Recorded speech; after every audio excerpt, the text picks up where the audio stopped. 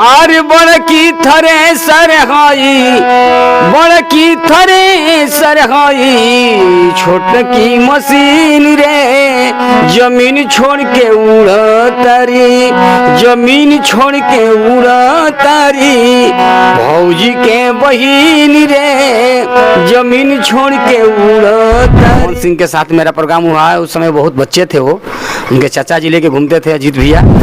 इतना बजा कि हम सोच भी नहीं पाए थे कि और जहाँ जाते थे नाच में वही गाना, घर में बहन बेटी सब वही गीत गा रही थी और जहाँ भी जा रहे थे वही। तो हम सुने कि कितना गाना बजने गाते हैं, हम सीनियर कलाकार हैं, हम लोग को नहीं बज रहा ही कहाँ से आ गया।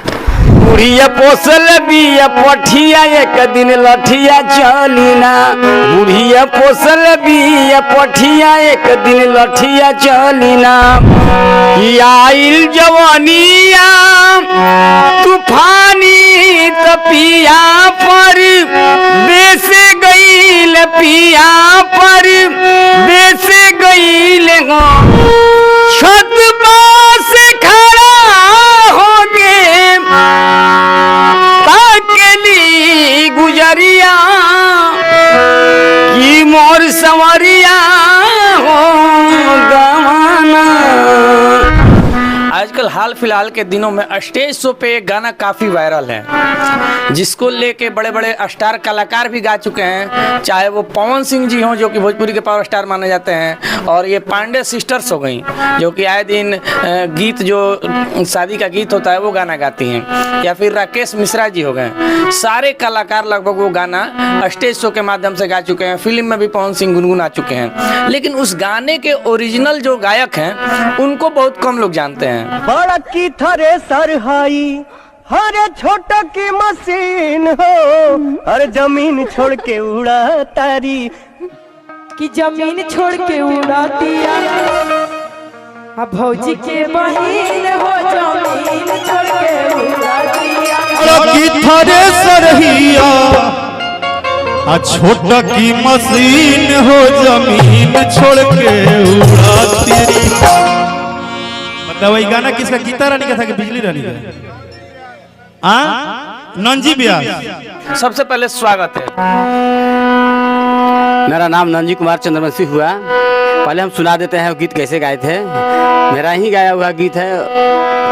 आर बड़की थरे सर हई बड़की थरे सर हई छोटकी मशीन रे जमीन छोड़ के उड़तारी जमीन छोड़ के उड़तारी भौजी के बहिन रे जमीन छोड़ के उड़तारी।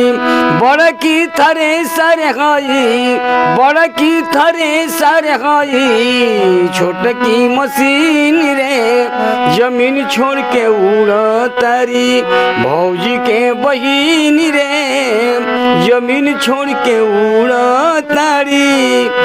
रात भर चलेली पर गरम नहीं हो खेली कतनो घिचेली पर नरम नहीं हो खेली देखला पयाजबे इनकर देखला पयाजबे इनकर लागत सीन रे जमीन छोड़ के उड़तारी भौजी के बहिन रे जमीन छोड़ के उड़तारी।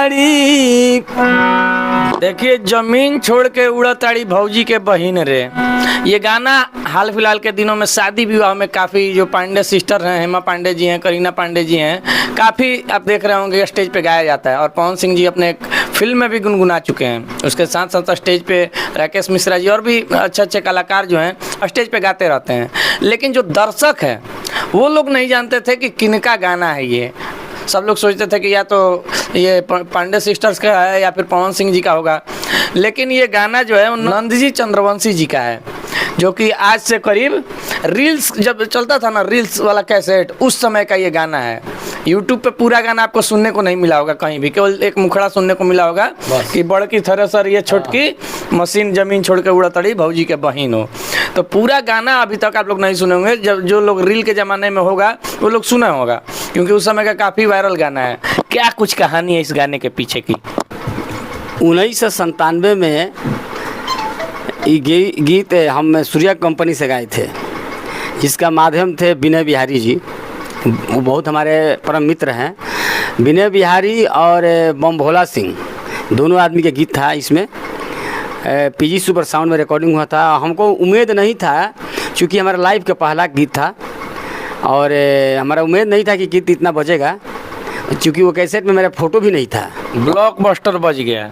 इतना बजा कि हम सोच भी नहीं पाए थे कि, और जहाँ जाते थे नाच में वही गाना, घर में बहन बेटी सब वही गीत गा रही थी, और जहाँ भी जा रहे थे वही। तो हम सुने कि कितना गाना बजने लगा। और इसके बाद हम 3 साल के लिए उस कंपनी में इंक्रीमेंट कर दिए थे। और कौन सी कंपनी थी वो? सूर्या कंपनी। और हम सूर्या कंपनी, हमको बताया गया कि आप दूसरे कंपनी में नहीं जा सकते हैं। इसके बाद Vinay Bihari G T series में चले गए, और सूर्या कंपनी का ब्रांच वहाँ से पटना से उठकर चला गया मुजफ्फरपुर। इसके बाद हम अकेला पड़ गए, विनय बिहारी से मुलाकात नहीं हो पाई, और हम बहुत पिछड़ गए थे, और हमारा कोई साथ देने वाला नहीं था। गांव के हमारे रामपुकार सिंह थे, हाकिम सिंह हमारे गुरु थे, अधेश सिंह, जो रामपुकार सिंह हमारे मार्कंडे जी मेकअप मैन के पिताजी हैं। उनको बहुत लगन था कि ये लड़का बहुत आगे बढ़े, लेकिन हमको मौका नहीं मिला। और हमारे पीछे बहुत ऐसा लोग भी हो गए थे कि इसको रोक दिया जाए, किसी भी तरह इसको रोको। मतलब नया लड़का है, गाना बज रहा है, इसको अभी रोका जाए। क्योंकि हम इतना गाते हैं, हम सीनियर कलाकार हैं, हम लोग को नहीं बज रहा ही कहाँ से आ गया, तो हमको रोक दिया गया। और एक आध एल्बम होने के बावजूद भी रिलीज़ नहीं करवाया गया। इसके बाद हम पिछड़ गए। पिछड़ने के बाद नए कलाकार आते गए, बजते गया, हम पीछा हो गए। अच्छा, जब भोजपुरी के पावर स्टार पवन सिंह जी के मूवी में जब ये गुनगुनाते हुए सुने होंगे ये गाना, उस समय कैसा लगा था? तो भाई मेरा और हौसला बढ़ गया।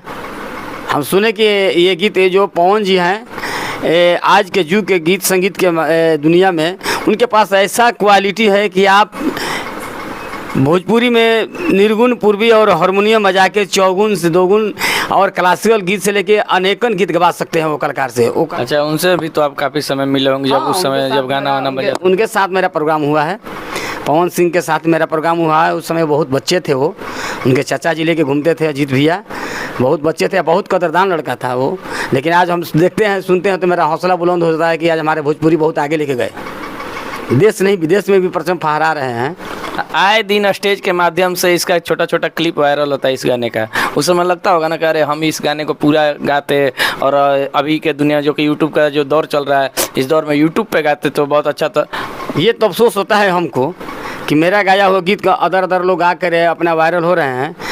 ओरिजिनलिटी ये देखिए, आमा जक्सम के माध्यम से मैं बता रहा हूँ कि ये जीवन का मेरा पहला इंटरव्यू ये ले रहे हैं कि हम अपने मुखार बिंदु से बता रहे हैं कि मेरा ही गाया हुआ गीत था, जो आज अनेकन लोग स्टेज पर गाते हैं। इनको शायद उनको मालूम नहीं है कि किसका गाया हुआ गीत है। कभी कभी लोग मंच पर बोल देते हैं कि किसका गाया हुआ गीत है, लेकिन ये मैं बता रहा हूँ आमा जक्सम के माध्यम से कि मेरा ही गीत है। किसी और का गीत अपना बनाकर कहने की किसी का हिम्मत भी नहीं है कि कह दे कि मेरा गीत है। केवल मुखड़ा गाकर अपने को पहचान बनाते हैं। अगर आज भी हम गाएंगे तो सब ओरिजिनली गीत है जो मेरे पास ये सब याद है। अच्छा, आप अभी फिलहाल के दौर में किस तरीके का गाना पसंद करते हैं? अभी के युग में तो हमें ये निर्गुण, पूर्वी, सोहर वगैरह गाते हैं और लाइट गीत गाते हैं, लेकिन ज़्यादा असली गीत नहीं पसंद करते हैं। चाहेंगे कि आपके माध्यम से दर्शक भी सुन लें थोड़ा सा निर्गुण और पूर्वी? छत से खड़ा होके ताकली गुजरिया की मोर संवरिया हो गवाना, की मोर संवरिया हो गवाना, ले जइबा की ना मोर संवरिया हो गवाना, ले जइबा की ना मोर संवरिया हो गवाना, ले जइबा की ना। ये महेंद्र मिश्र का पूर्वी था, क्योंकि हम केवल मुखड़ा ही बोल रहे हैं। और सोहर भी एक लाइन सुना देंगे कि आइल जवानिया तूफानी तपिया पर बेस गईल पिया पर बेस गईल हो ए ललना नैन बहे जलधार तजो बना जुलुम कैले हो ए ललना नैन बहे जलधार तजो बना जुलुम कैले हो आइल जवानिया तूफानी तपिया पर बेस गईल पिया पर बेस गईल हो ए ललना नैन बहे जलधार तजो बना जुलुम कैले हो ए ललना नैन बहे जलधार तजो बना जुलुम कैले हो। आजकल हारमोनियम के माध्यम से जिस तरीके का ये गाना सोहर हो गया और ये पूर्वी आपने जो गाया बहुत कम सुनने को मिलता है, क्योंकि जो नए नए कलाकार हैं वो चाहते हैं रातों रात स्टार बन जाएं। और एक गाना काफ़ी आपका बजा था उस समय जब वो छोटकी थ्रेसर ये बड़की मशीनों, उस समय एक और गाना आपका बजा था पाठी वाला, चाहेंगे कि वो भी हो ही जाए। ये गीत हमारे परम मित्र विनय बिहारी जी का लिखा हुआ गीत था।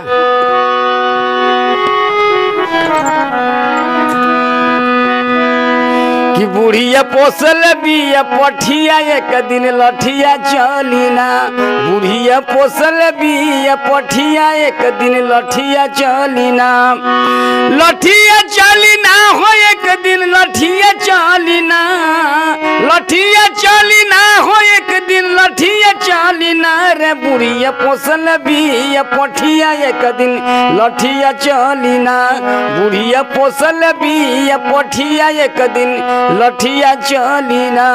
तो चलिए अभी आप सुन रहे थे नंद जी चंद्रवंशी जी को, जिनका गाना हाल फिलहाल के दिनों में भी बजता है और पुराने समय से बजते आ रहा है, लेकिन बहुत सारे लोग इनका नाम तक नहीं जानते थे। तो चाहेंगे कि दर्शक जो भी लोग देख रहे हैं एक वीडियो इनका जो है शेयर करके लोगों तक पहुँचाएँ। पुराने गायक हैं और चाहते हैं कि हमारा जो गाना है, जो गाने जिस गाने का भाव जो मिलना चाहिए वो मार्केट में नहीं मिल पा रहा है, और इनका भी इच्छा है कि वो उस गाने को फिर से एल्बम के तौर पे यूट्यूब पे गाएंगे एक बार। जी बिल्कुल बिल्कुल बिल्कुल। तो आप लोग किस तरीके से देखते हैं एक बार कमेंट सेक्शन में ज़रूर बताइएगा, और गाना कैसा लगा इनके द्वारा जो गाया गया सोहर गाना और पूर्वी गाना, और जो पुराना जो गाना था जो कि आजकल के मार्केट में काफ़ी शादी ब्याह में गाया जा रहा है। तो एक बार कमेंट सेक्शन में ज़रूर बताइएगा। मिलेंगे अगले वीडियो के साथ, तब तक के लिए बहुत बहुत धन्यवाद।